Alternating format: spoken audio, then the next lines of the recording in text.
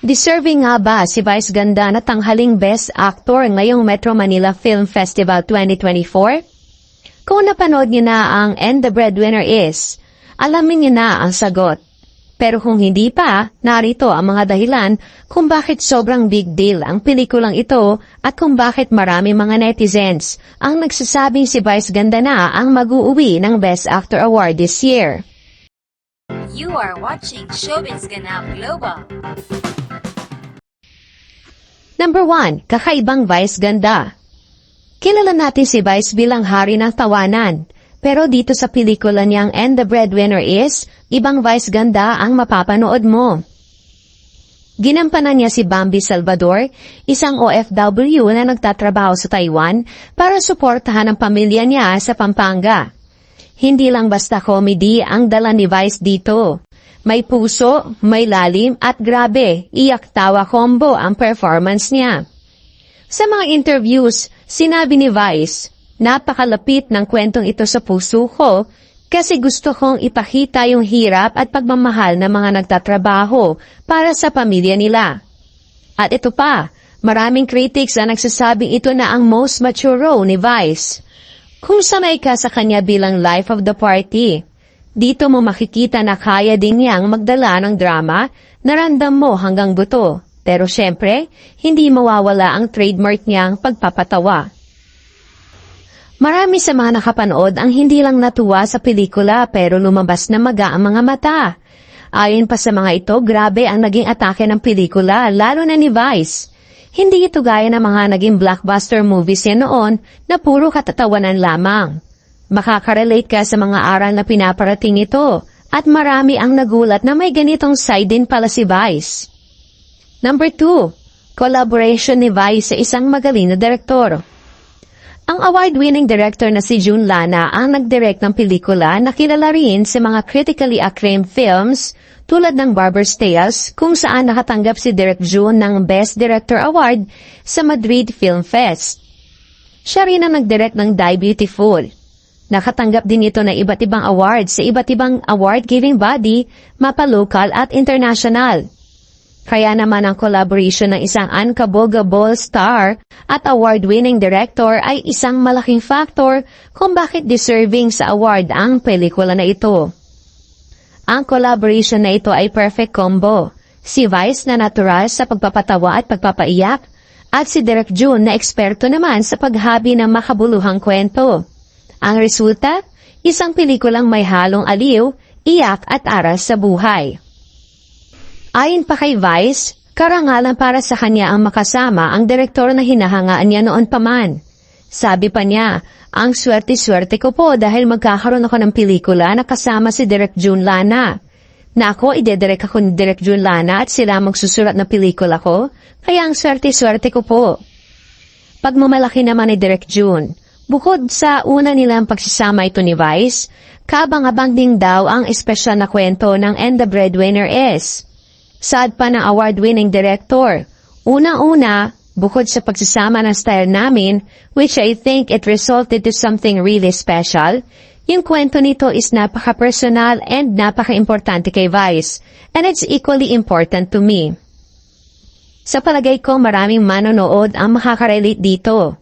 At ang lahat ng inaasahan nila sa isang pelikula ni Vice, yung saya to ride the comedy, hindi lang namin basta ibibigay kundi hihigitan pa namin. Dagdag pa niya, ang pelikulang ito ay hindi lamang tungkol sa isang breadwinner. Ito ay tungkol sa sakripisyo, pagmamahal at tagumpay na nakakamit ng mga Pilipino sa kabila ng lahat ng hamon. Ang husay ni Direk June sa pagbuo ng emosyonal na kwento ay isang malaking bahagi ng tagumpay ng pelikula nila ni Vice. Ginamit ni Direk June ang kanyang malalim na pagkakaunawa sa mga Pilipino upang mabigyang buhay ang struggles ng mga OFWs. Maging ang mga simpleng eksena ay puno ng simbolismo at emosyon na nagbibigay ng lalim sa kwento. Number 3, pagpapakita ng totoong kwento ng pamilyang Pilipino. Hindi lang kilala si Vice sa pagpapatawa. Madalas siyang mag-trending dahil sa mga makatotohanan niyang payo o komento na talagang tumatagos sa mga manonood. Madalas niyang pag-usapan ng mga realidad ng buhay. Pagmamahal, sakripisyo at mga hamon na nararanasan ng mga ordinaryong Pilipino sa kanilang noontime show na It's Showtime. Kaya naman, ganun din ang ginagawa ni Vice sa kanyang pelikula ngayon. Sinigurado niya na maipakita ang totoong kwento ng bawat pamilyang Pilipino, puno ng katotohanan at damang-dama ang buhay ng mga breadwinners. Kaya hindi nakakagulat na marami ang naaantig at nakaka-relate. Alam naman natin na ang mga Pinoy, family-oriented. Isa itong katotohanang lumalabas sa pelikula. Ang tema ng pagiging breadwinner ay sobrang lapit sa puso ng maraming Pilipino. Ilan sa atin ang kahit kalabaw para lang maitaguyod ang pamilya. Marami, di ba? Lalo na sa Pilipinas, kung saan hindi lahat mayaman, kaya sobrang daming nakaka-relate. Ang mga OFWs, tulad ni Bambi, madalas nagsasakripisyo. Nalalayo sa pamilya at kinakaya ang pressure na magpadala ng pera kahit hirap na sila. Ang pelikulang ito ay parang love letter sa lahat ng breadwinners na nagsusumika para samahan nila sa buhay. Sa totoo lang, ito ang core ng pelikula. Para ito sa lahat ng breadwinners. Sila ang modern-day heroes na nagpapakahira para sa pamilya nila. Ang pelikula parang tribute sa kanila. Kung ikaw ang breadwinner sa pamilya mo, siguradong tatagos sa puso mo ang bawat eksena. At kahit hindi ka breadwinner, maiintindihan mo ang sakripisyo nila. Number 4. Suporta ng showbiz community at madlang people. Kahit gaano kagaling ang isang aktor, kung kulang ito sa suporta ng showbiz community at mga manonood, madalas ay nababaliwala ito.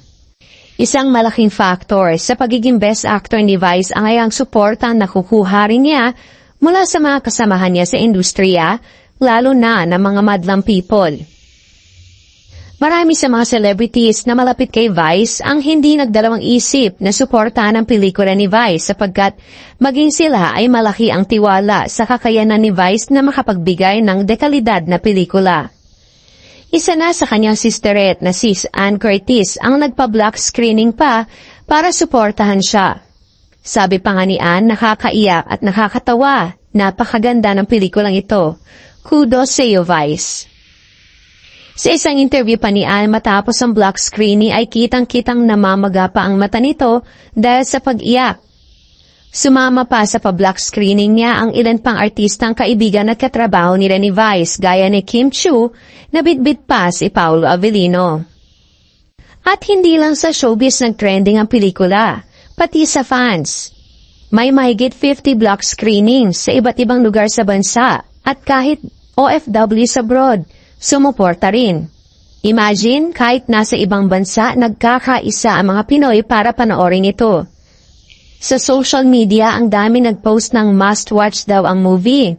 May nagsabi pa na parang nakita ko ang sarili ko kay Bambi. Grabe din ang mga movie reviews. Sa premiere night pa lang, standing ovation na. At sa social media, nag-trending agad ang pelikula. Sabi pa na ilang fans, ito na raw siguro ang pinakamagandang pelikula ni Vice. Nakakaiyak at marami silang tawa. Marami din ang nagsasabi na si Vice ganda talaga dapat ang maging best actor. Kung may oras ka, panoorin mo na ang And the Breadwinner Is. Hindi lang ito basta MMFF entry, ito ay pelikulang may puso, may kwento at may pagkilala sa mga sakripisyo ng bawat Pilipino. Kaya huwag ka nang magpahuli, isama mo na ang pamilya mo at damhin ang saya, lungkot at pagmamahal na hatid ng pelikulang ito. Ang tanong, deserving ba talaga si Vice Ganda na maging best actor? Leave your comment below.